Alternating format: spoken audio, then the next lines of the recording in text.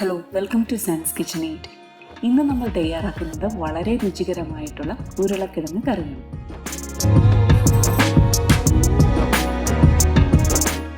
കുക്കറിലേക്ക് 3 ഉരുളക്കിഴങ്ങ് ചെറുതായി അരിഞ്ഞത്, ഒരു സവാള, ഒരു പച്ചമുളക്, 1/4 ടീസ്പൂൺ മഞ്ഞൾപ്പൊടി, ഉപ്പ്, 1/4 കപ്പ് വെള്ളവും ചേർത്ത് 2 വിസിൽ വരുന്നത് വരെ വേവിക്കുക. ഇനി ചൂടായ പാനിലേക്ക് 1 ടേബിൾ സ്പൂൺ വെളിച്ചെണ്ണയും 1/2 ടീസ്പൂൺ കടുകും ചേർത്ത് താളിക്കുക.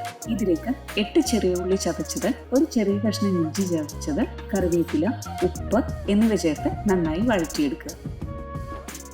ഇനി ഇതിലേക്ക് 1/4 ടീസ്പൂൺ കാശ്മീരി മുളക് പൊടി ചേർത്ത് പൊടിയുടെ പച്ചമണം മാറുന്നത് വരെ ഒന്ന് മൂപ്പിക്കുക. ഇതിലേക്ക് വേവിച്ചെടുത്ത ഉരുളക്കിഴങ്ങ് ചേർത്ത് യോജിപ്പിച്ച് തവി കൊണ്ട് ചെറുതായി ഒന്ന് ഉടച്ചു കൊടുക്കുക.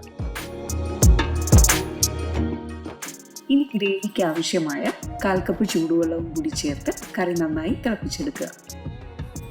അപ്പോൾ വളരെ രുചികരമായിട്ടുള്ള ഉരുളക്കിഴങ്ങ് കറി തയ്യാറായിട്ടുണ്ട്.